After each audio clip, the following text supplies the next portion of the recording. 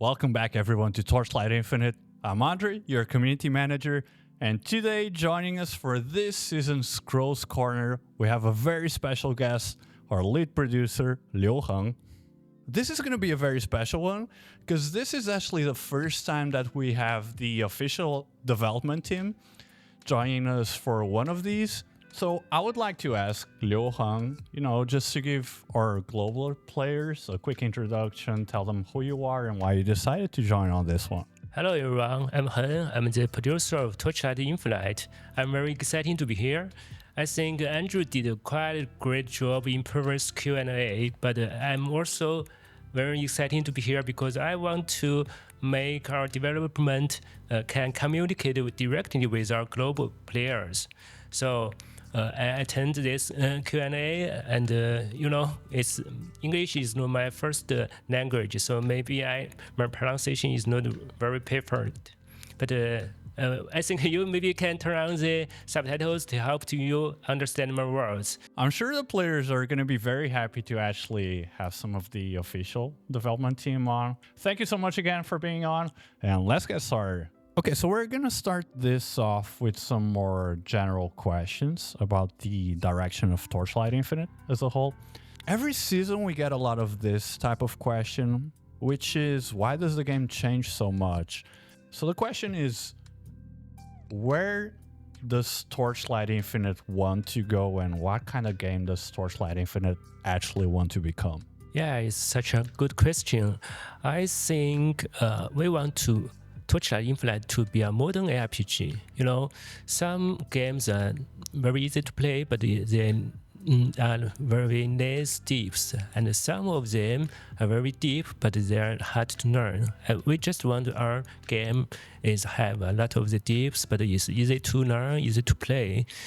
We want the player because they spend hundreds of time play this kind of the ARPGs. We just want them have their very easy to find the game content, to loot, to build, and to have the fast combat.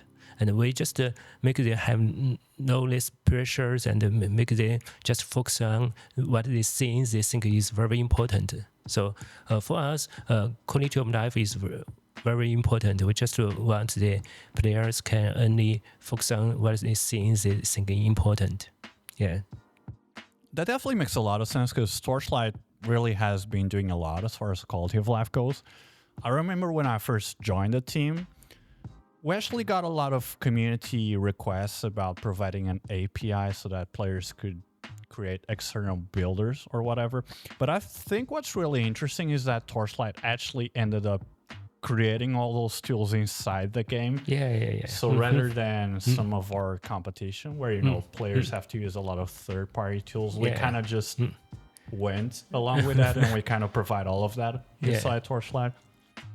And just for the audience, we're actually working on some further systems for a lot of stuff that's kind of being handled third party by the community so far. We don't really provide APIs for third parties in general because we have some security concerns. Yeah. But we're trying our best to further develop some new quality of life tools inside the game. And hopefully those are going to be going live very soon, maybe in a couple more seasons. I think the quality of life is very important. So we will have some tools I think is very useful. So we ask to myself, why do not put this in our game? So everybody can use it very easily, and we can make it better than third-party tools. So because we have a lot of data and make them can use it much more easier. So we just put them into our game, and I found it's just making less friction, so you can focus on what you're concerned. Just awesome. And speaking of depth and complexity, during the first seasons of Torchlight felt a little bit more casual. And the person asking this question actually compares it directly to Diablo 4, where in more recent seasons, the game has grown, the itemization options have grown, And as the game progresses throughout the seasons, it kind of went closer towards that PoE style kind of complexity. So the question is, what kind of game does Torchlight want to be, and how complex of a game does it want to be? So in my honest, we just want to do something really fun. So recent season, we just discussed with our design team. Do you when they just bring the design and just to talk with me, I just asking them, do you excited for that design? Part of them say yes, part of them say maybe not. So I ask them to redesign, and they for several times they try and they say yeah, it's very exciting, and I just talk with them. I find it's also very exciting too, but it maybe a little more complex. But I think that complex is worse. We just want to make something really interesting, really make ourselves exciting for that. So, but or in the same time, we just spend a lot of time to make the game not so complex and easy to play. Just as I mentioned before, I think the easy to play is very important for us. So that's the reason why recent seasons you see a little of the complex, because we just want to do something really exciting, because something is too simple, maybe they are very familiar with. So a little of the more complex can make some more diversity and different things to play. I definitely agree with that. The importance of diversity in the game, and we do have a lot of that right now because we have a lot of seasonal mechanics, we have a lot of itemization options. Maybe the team feels that the game is not so complex, but we actually have a lot of questions regarding complexity and growing complexity, and we're going to get to that in a little bit. Okay, since we have the Lead Producer on, of course, we had to bring some of the community's toughest questions. So the next ones are going to be very interesting, because the next segment is about everyone's favorite, Pactspirits, and of course, fairness and clarity to the game in general. I'm wondering if it will be possible to get Pactspirit boxes for one choice Pactspirit as a seasonal limited, instead of it being lifetime limited for both battle and loot spirits. This way, newer players and players that dislike the gacha/gambling aspect would still be able to play and get progress with pets without the gambling aspect. It's also a good catch-up mechanic that would still bring in money. Okay, maybe I can take this one actually, because it's more operations related. So we have actually been implementing more catch-up mechanics and choice boxes during the past seasons. But in general, we have to be very careful regarding this kind of approach, because I do think that if we sell too many guaranteed boxes or certain selection boxes, it's also going to introduce a different type of pressure onto the player. We do not want to sell too much box in each season. The player will feel the pressure. They had to buy each season. They're not of the box. Maybe they will gain more income, but we just want to do a non-service serve. So we just think maybe we just few amount of boxes. Okay. Also, I think we can address the design aspect of it. We would also have to change the pricing system as a whole.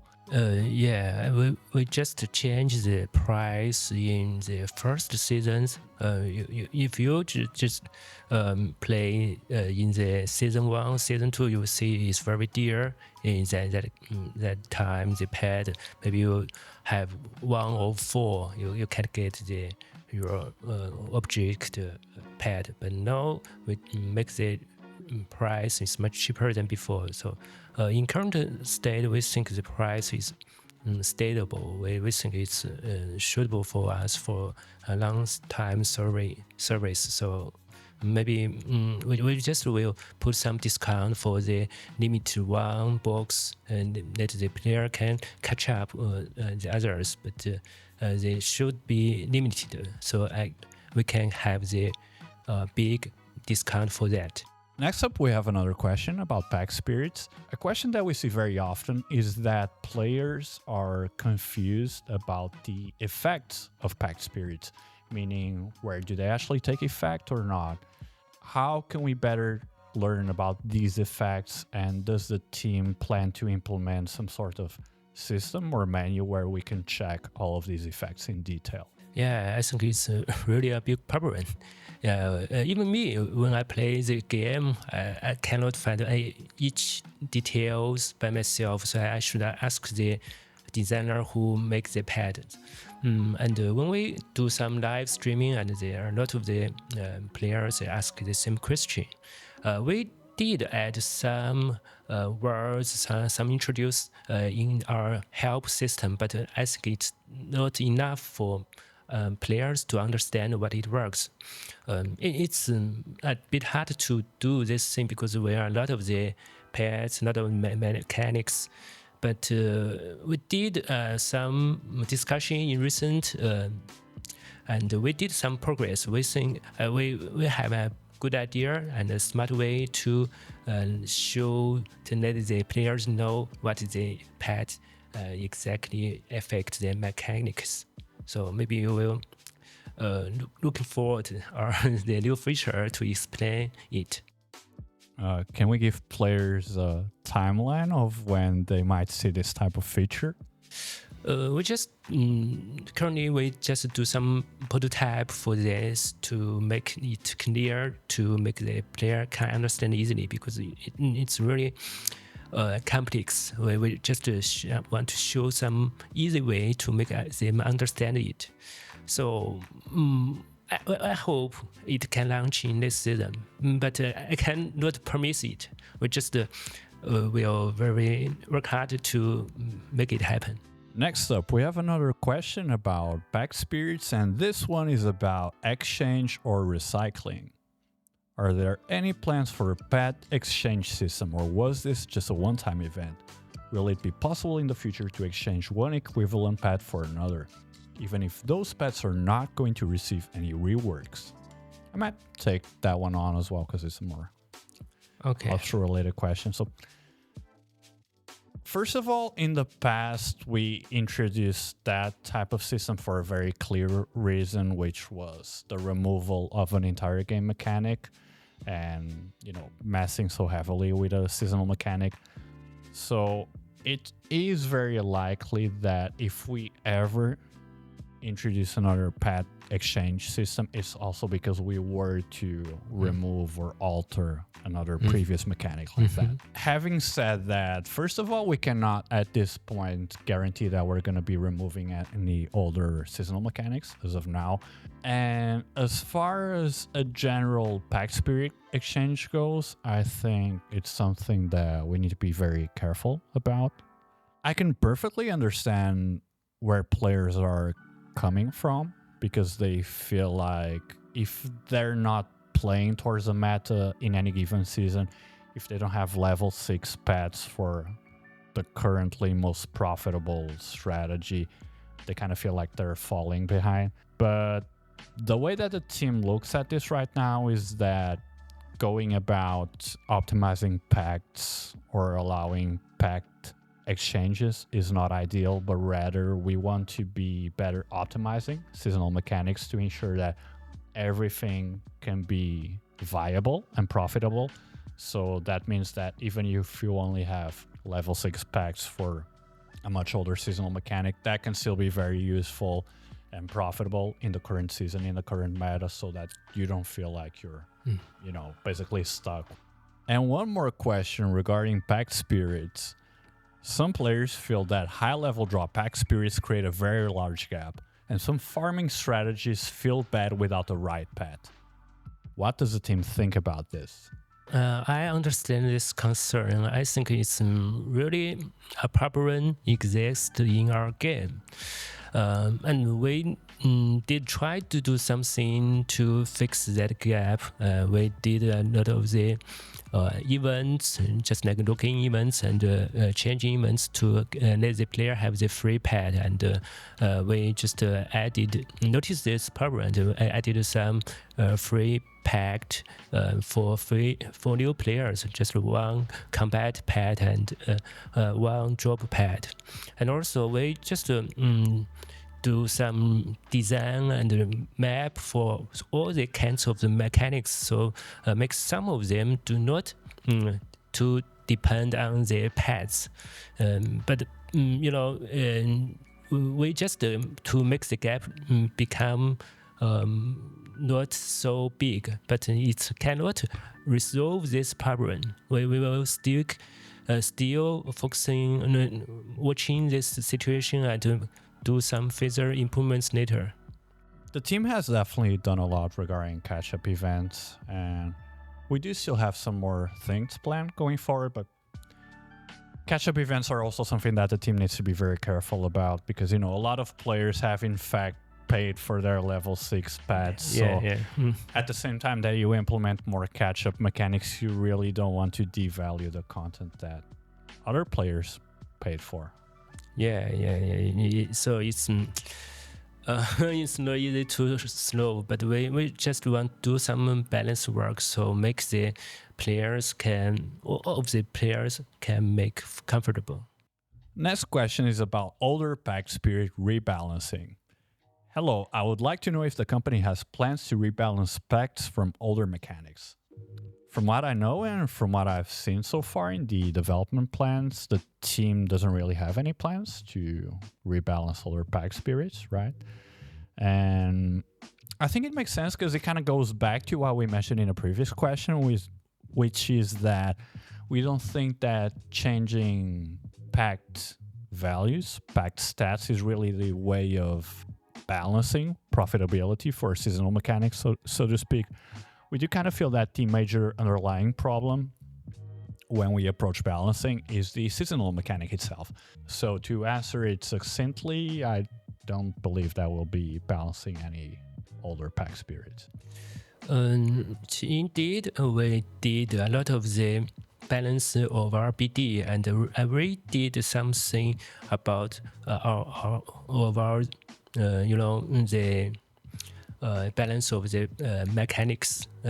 But I think in our development perspective, someone maybe they think the old mechanics is not work as well as the new ones because they do not have the strong compass. But if we just make every mechanics have the same strong compass, maybe they just the only choice for the deep space players.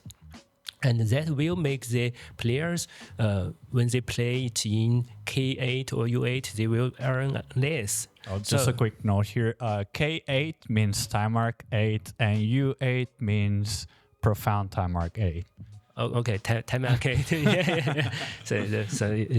K comes from the Chinese 时刻, right? 时刻吧? Yeah, time mark. Yeah, time mark. Yeah.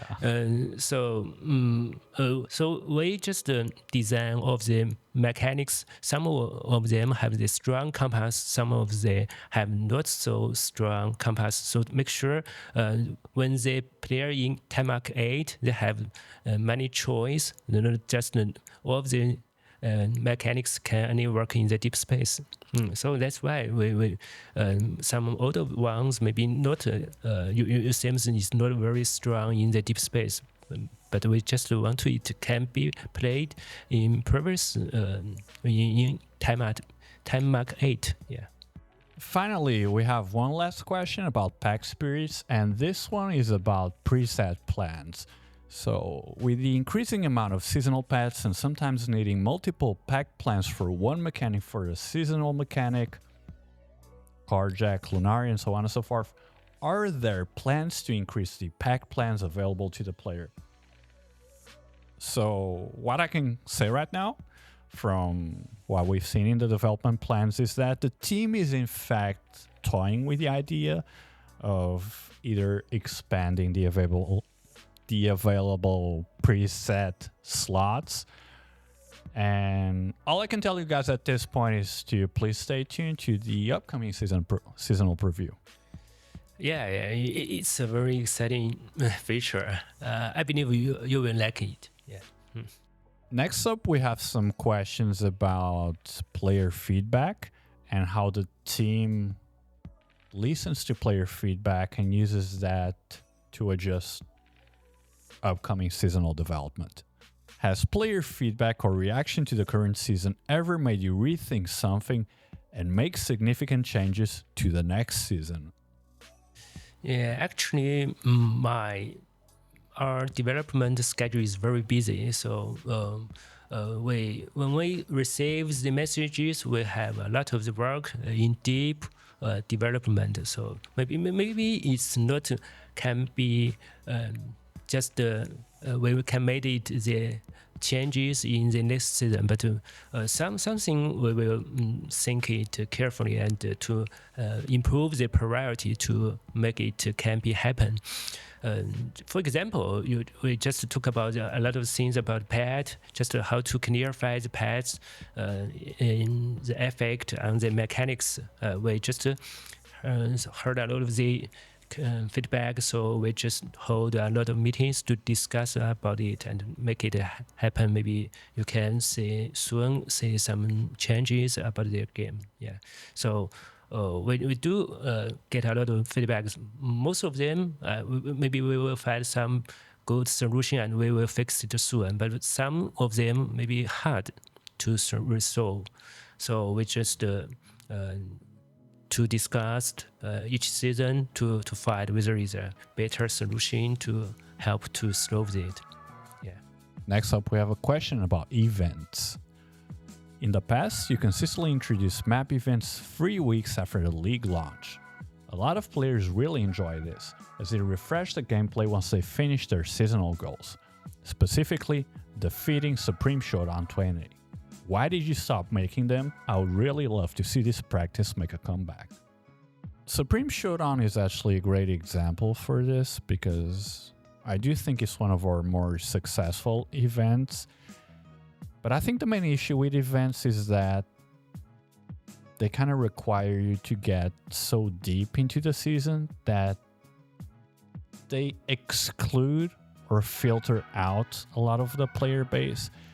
And what we found out with more unsuccessful events in the past is that we spent a lot of development efforts onto developing these events, only to find out that only a smaller portion of the player base actually gets to experience this content. So I think that's a little bit of the reason why we've been more careful approaching the development of new events as of late, is because we really want to ensure that everything we develop is going to be experienced by as many players as possible, right?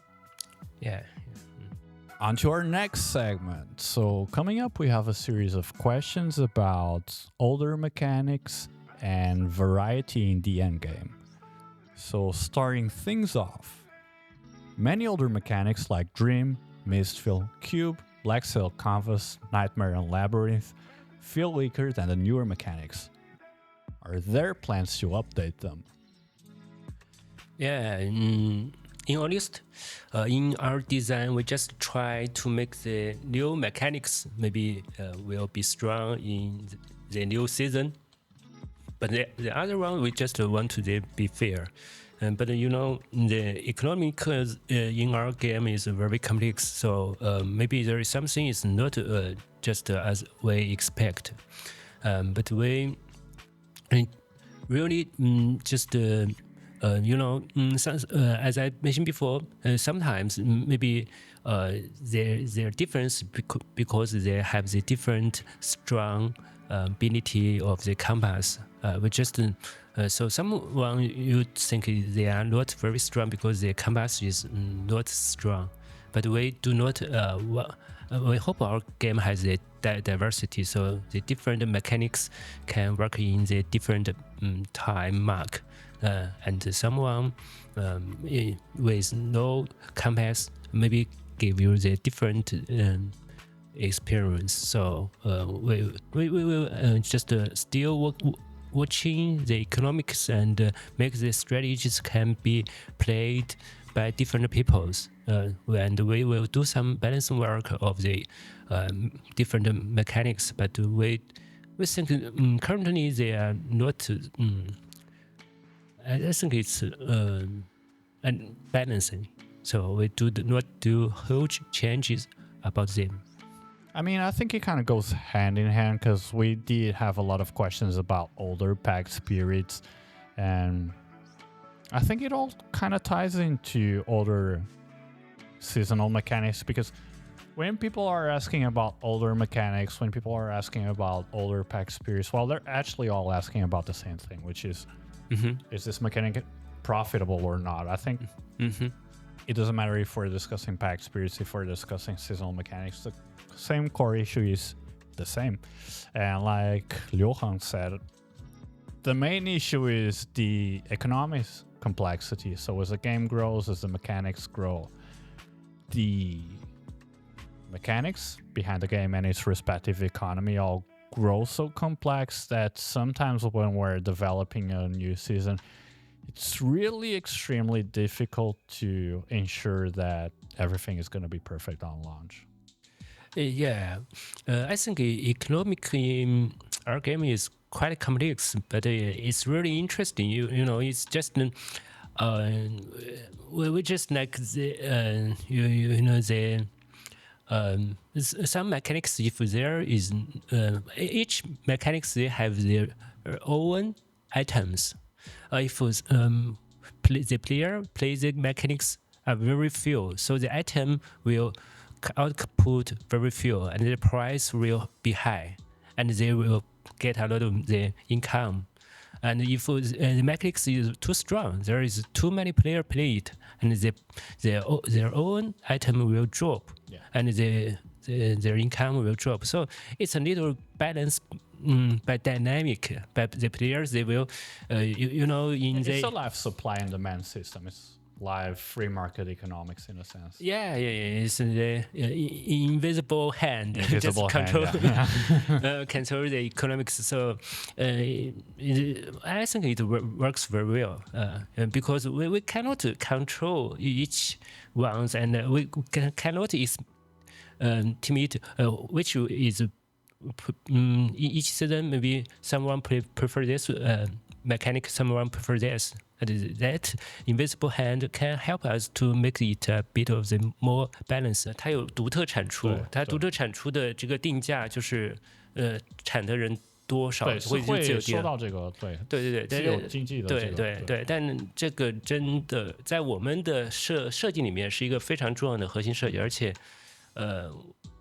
我们能看出来它是一个很有效的一个设计。对Okay, next up we have a question about confusion cards. In PoE 1 and 2, they have the ability to increase rewards and difficulty for the next map on each completion. Can we have something similar for confusion cards? For example, you start a confusion card that gives you 10% increased ember drops, and the next time it goes to 20% plus 1 affix, and so on and so forth. Yeah, this is actually very similar to a mechanic that we actually had in the past, because we did have the chaos cards in the past, and that's something that we ended up removing.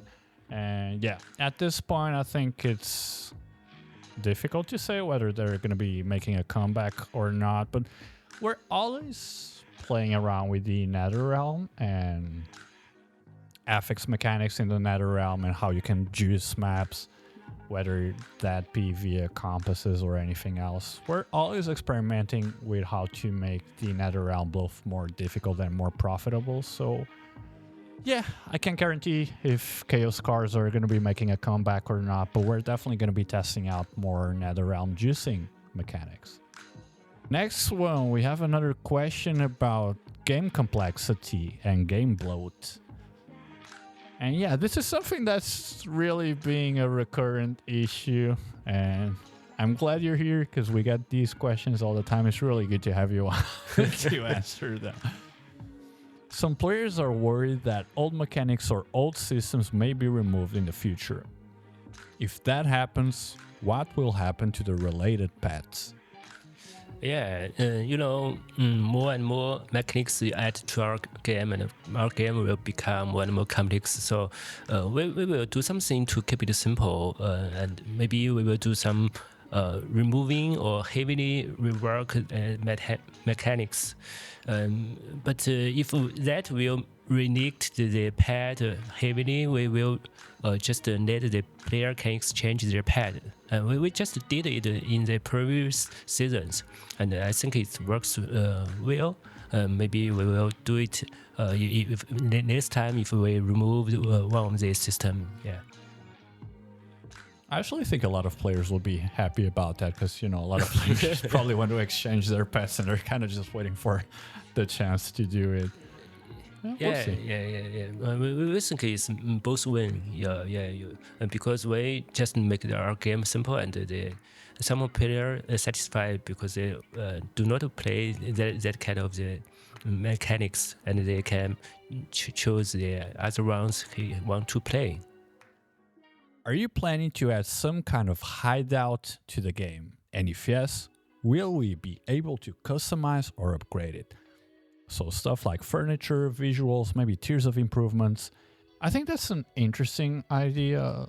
A lot of people are really into those kind of more casual sandbox game modes. What I can tell players right now is that the team is always working at full capacity. Resources are so tight and fully utilized that I think that putting any resource efforts to anything that's not essential to the core gameplay loop is a risk in a sense. So yeah, probably not in the cards right now. Next up, we have a series of questions regarding build balancing and player goals. First up, some players feel new or reworked skills are strong for one season, while older or nerfed skills are left behind. Will the team revisit older skills and legendary items more regularly?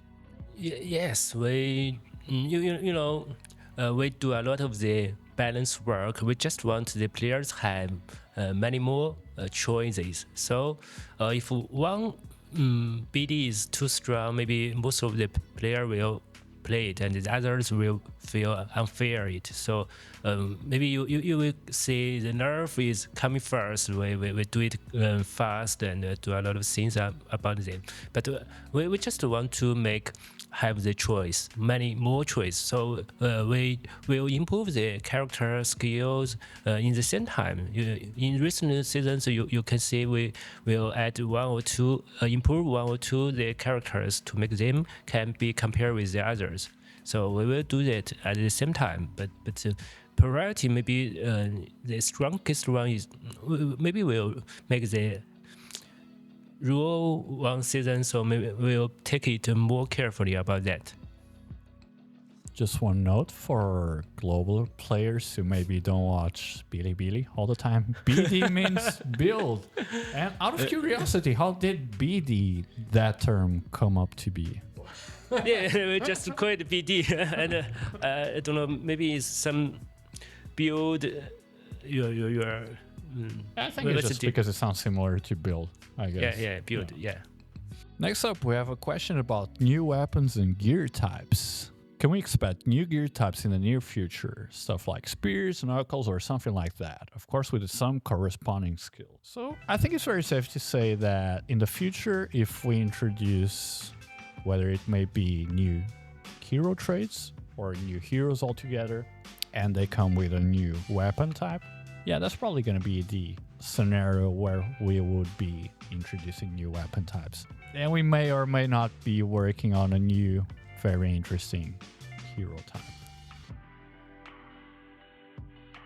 You don't have to answer that. Yeah. Next up, another question on balancing. How does the team make balance decisions? First, our designer plays our games a lot. They will feel the game and they will cancel the different heroes they will play. And at first, second, we just do a lot of the data analysis. We just to watch the usage of the heroes, skills, equipment, and we do make a lot of the tools to help us to make the play test to the strong to test the different types of the BD.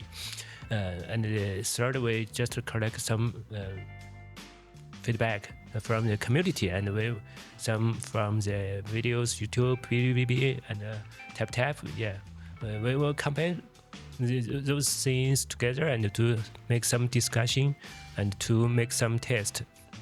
Yeah, do the balance work with our many specific tools. Perfect. Next up, the dummy cap. When are you going to uncap the DPS test on the dummy? While limited at 5 trillion, we need at least 15 trillion. Yeah, this is kind of a question we get every season.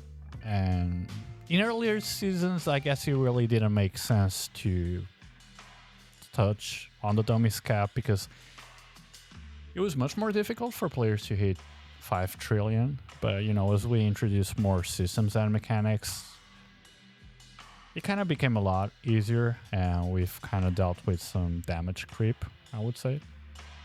And now it is, in fact, something that's much easier for players to hit. And we are, in fact, considering raising that cap.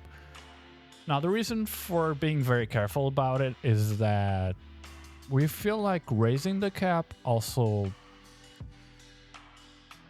on a more deep level, changes how you interact with the game. And we kind of want Torchlight to be a more complex but also fun game where you can interact with a lot of different build options and build mechanics rather than just,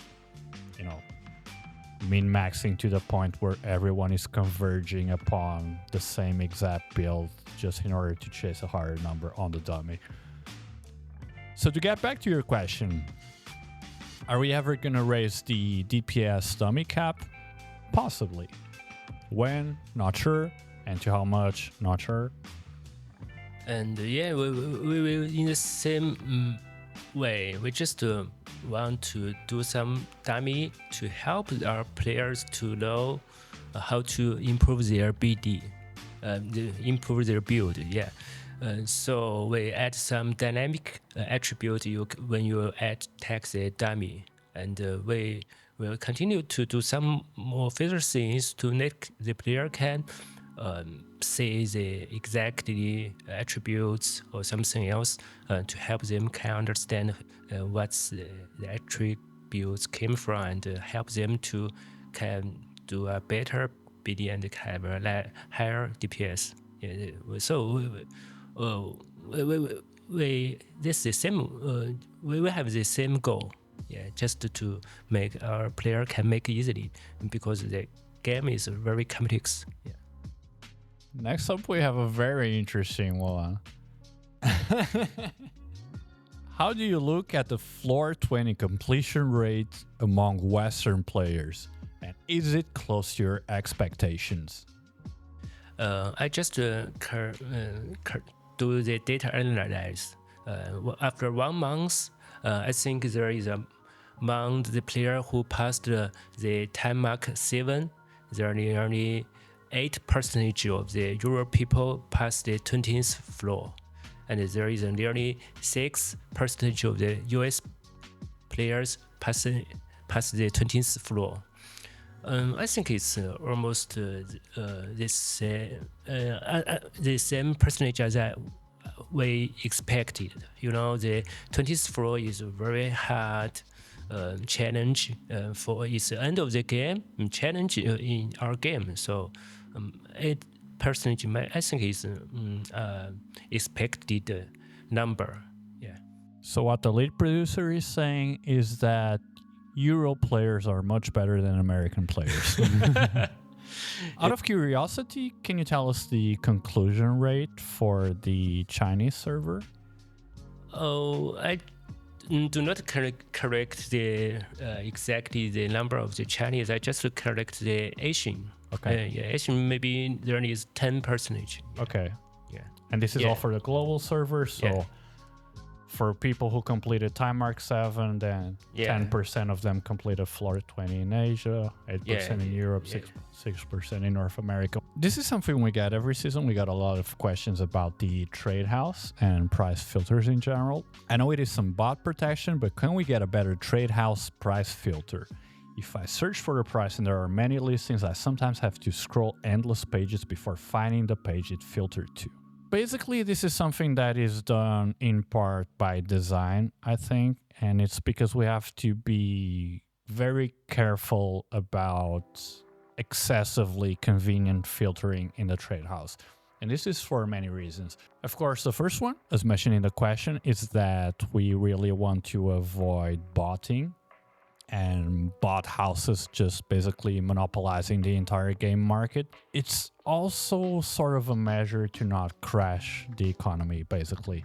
If everyone is just filtering for the lowest possible price at any given time, it's just gonna lead to a race to the bottom of sorts, which might lead to a very quick market crash for the price of a certain item, and that might have more wide-reaching consequences in the economy as a whole. Next up, we have some questions about quality of life. Players raise many quality of life issues, whether that be chat, controller, mobile buttons, map clicks, so on and so forth.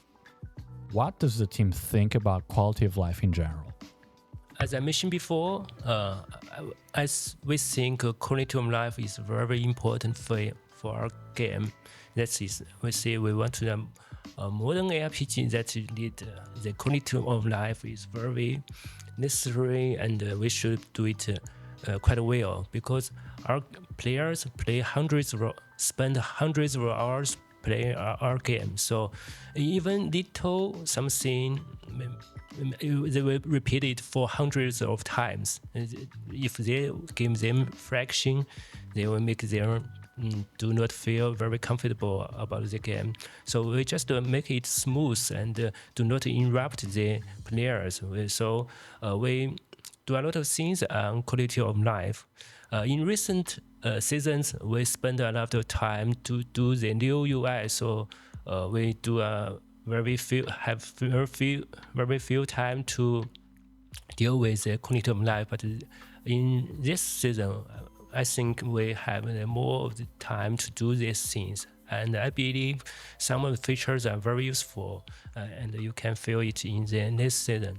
Awesome. Next up, we have another question about the economy and liquidity in the trade house. As the season goes on and the active player count starts decreasing, so does the items on offer as the trade house cash reduces. This ends up being exacerbated by the trade house timer and the limited number of trade house booths that players have. What's the team's perspective on this subject, and can we expect any changes in the future? In a sense, this is something that we think is a natural part of the game.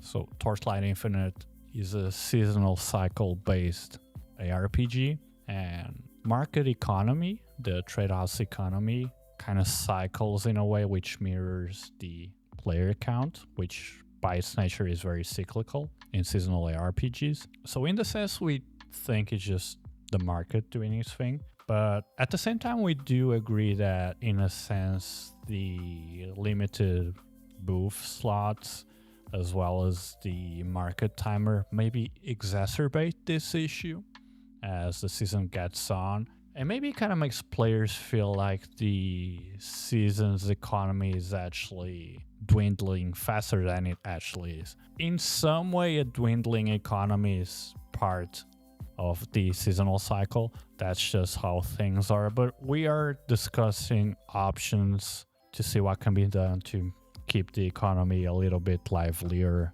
even throughout the end of a game's seasonal cycle. Next up, we have a question about solo self-found. Some players feel solo self-found has been ignored for a long time. Do you have any plans for SSF? Yeah, I understand this concern. Some of the designers is a SSF player. They told me the same issue for several times. But then it's a bit difficult for Torchlight to deal with this such of thing, because we have a lot of the progression system. If you play in the SS mode, you cannot exchange the things into FE and to buy the other stuff like in the by trading house. So your progression will quite be slow. It's not easy to solve this. We still have to hold some discussion to find some solution, but indeed the progress is slow. Yeah. Another economy-related question, and this one about skill supports. Your changes to how we obtain skill supports have made it nearly impossible to upgrade off-meta skills, since there are just not enough on the market after week 2. Meta support skills also cost more now than ever. So now if we play meta skills, it will cost 10 times more. And if we play off meta skills, it will also cost 100 times more. So I think it's important to focus on the core of this question, which is how players interact with the skill support system itself. So the short answer is that as things are in their current state, they kind of went further than we ever expected them to. Chromatic Shot might be the best example. So when Chromatic Shot became this dominant, it kind of broke things in a way that we never expected it to.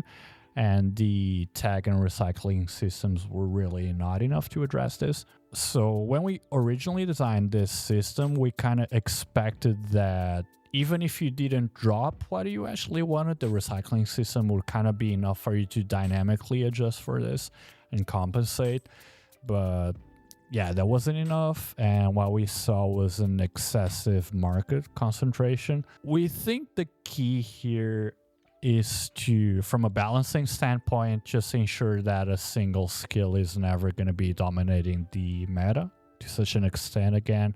And that should consequently then adjust the market and ensure that we're not going to see such a concentration of demand and prices for a single skill or supports or whatever it may be. I think we should to check the price. You know, after 2 weeks, most of the prices they are drop. They will be cheaper and cheaper. But if some of things become more expensive than before, maybe it's not as we expect. Maybe it's we should do something for that. Yeah, let me check it later. Currently, the Autoloot feature from the Season Pass feels a little useless, as it only really picks up the bad currencies that you don't really want. Crowding your inventory in the late game, would it be possible to get a customizable Autoloot feature so you can assign specific currencies to be picked up? We kind of don't want all loot to feel exactly the same. I mean, one of the most satisfying things about playing Torchlight Infinite is yeah, you know, like all those massive loot explosions. And you know, if you're just automatically picking everything up, just kind of like zooming through the maps, I feel like you're losing so much of that experience. I mean, I totally understand why people get like, you want everything to be as fast and profitable as possible, but I do believe that there's a limit to how much you should automatize everything, because at a certain point, if you remove all the gameplay elements, you're basically left with like an Excel simulator. You're basically just looking at a spreadsheet. And I think that for as much as we do like quality of life, we do like automatizing things, we do want to keep that flashy ARPG kind of feeling in the game. So yeah, we might be looking at customizing the Autoloot, maybe making some changes to how it works. But yeah, I don't think it's ever going to get to the point where it's going to be picking up your FE and stuff like that, because we just truly believe that it's really satisfying to pick those things up by yourself. Yeah, absolutely. Next up, a question on dream affixes and hero memory crafting. Dream affixes and hero memory non-fixed modifiers are too annoying to roll and outdated. Any plans to update these two crafting systems? Yeah, very honest answer here is that there are no planned changes right now. And the answer is actually quite simple. These two systems are so old at this point that any small changes wouldn't be meaningful in any way. By the time we do approach them, it essentially means a full redesign. Full redesign of any classic mechanic is something that we're usually very careful about, and that's the main reason we haven't touched upon them, is because we're not confident about doing a full redesign as of now. And finally, just to close up, let's have like a kind of quick fire segment with some questions from the community about the game's future, community events, and even some personal questions for you.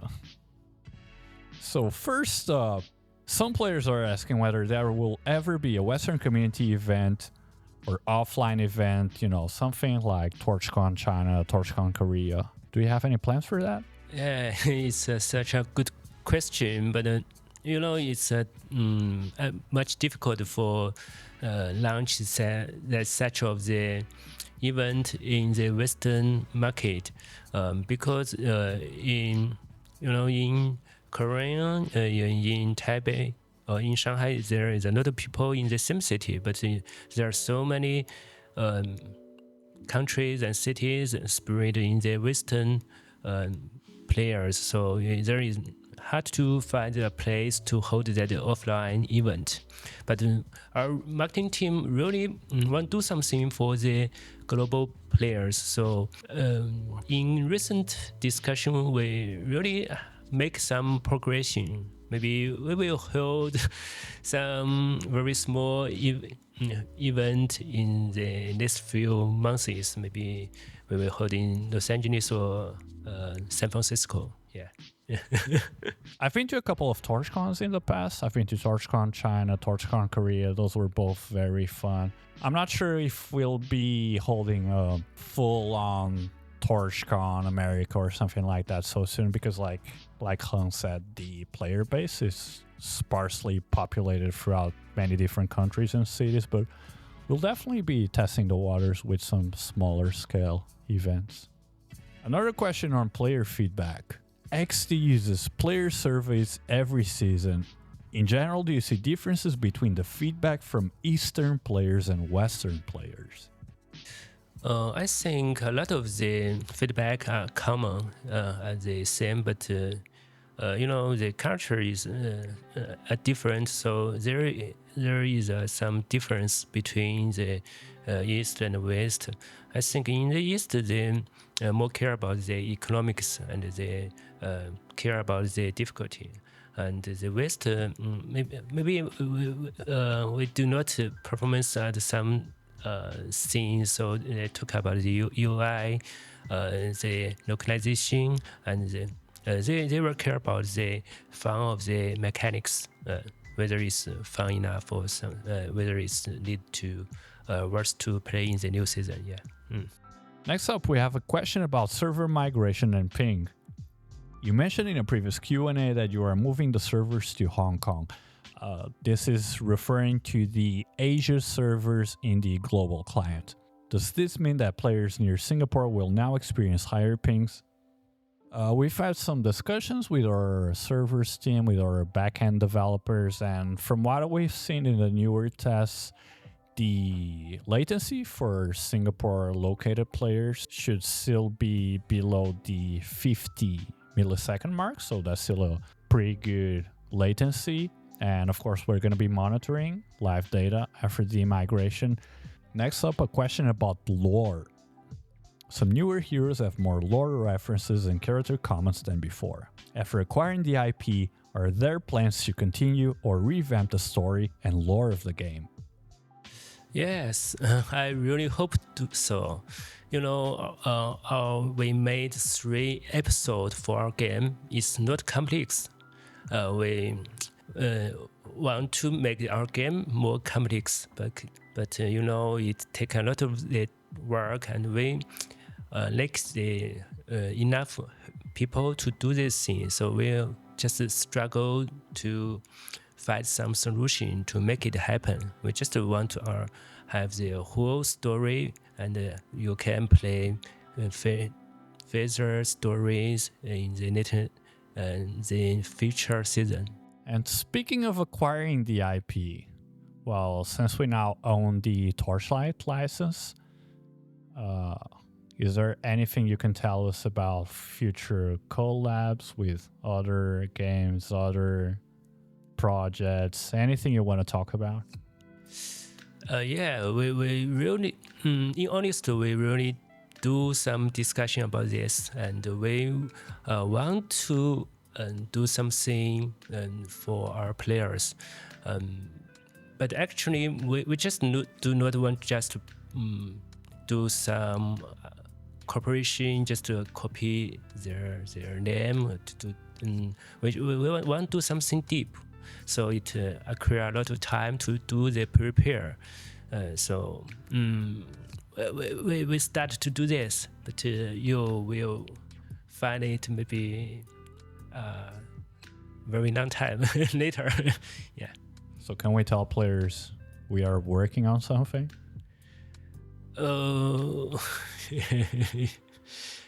It's a secret. Yeah. And finally, something players are very curious about. What kind of games are you playing recently?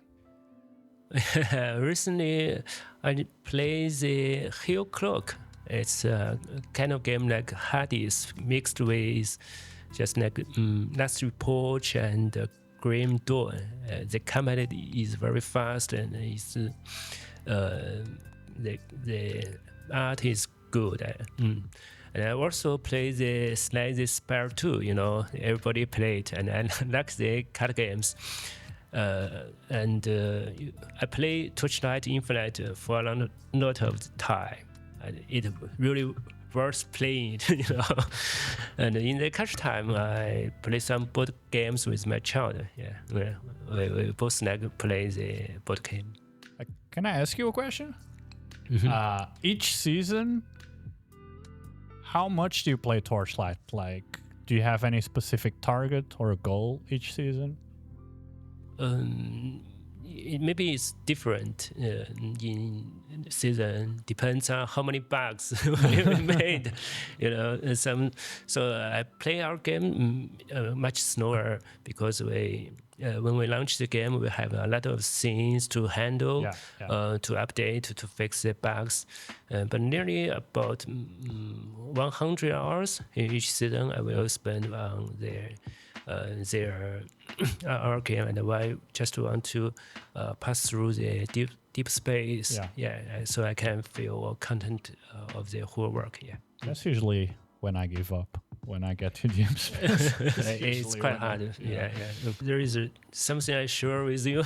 When I launch our new seasons, all of our co-workers play our game together. Mm-hmm. I don't know how to spell in English. It's like 网吧. Club.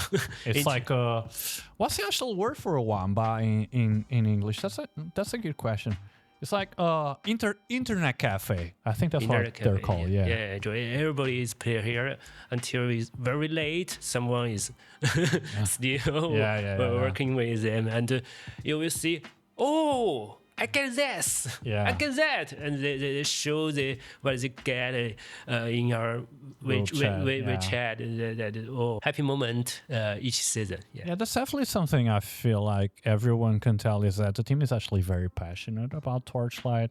Everything from the developers to the artists. It's very clear that the entire team does care a lot about, well, not even just Torchlight, but for the genre as a whole, because I think players can tell that the majority of the team is also paying very close attention to other ARPGs and putting a lot of hours into many other games. So yeah, that's good to know. Thank you so much to Liu Heng for joining us today. This was a very fun one. This is a very special one. Thanks everybody for your question and feedback. It's very exciting to be here, and we have a very good moment with Andrew. And I think maybe my answer is cannot satisfy everybody, and but we really want to speak with you directly, and I believe we can make hard work together with the community to make our game become better. And I think I can improve my English, so I can work it better and better in the next time. So very nice to have that chat, and see you next time. Yeah, he's gonna be speaking better English than me in like 1 year, maybe, I think. Yeah, and hopefully we're gonna be doing a lot more of these. Yeah, it's very nice to see the official development team getting more engaged with the Western community. And you know what that means? That means we're doing good. Very good numbers on the Western side of things. So thank you guys. Thank you everyone. And thank you, Liu Heng, for coming on. Thank you, everybody. Thank you, Andrew. Yeah.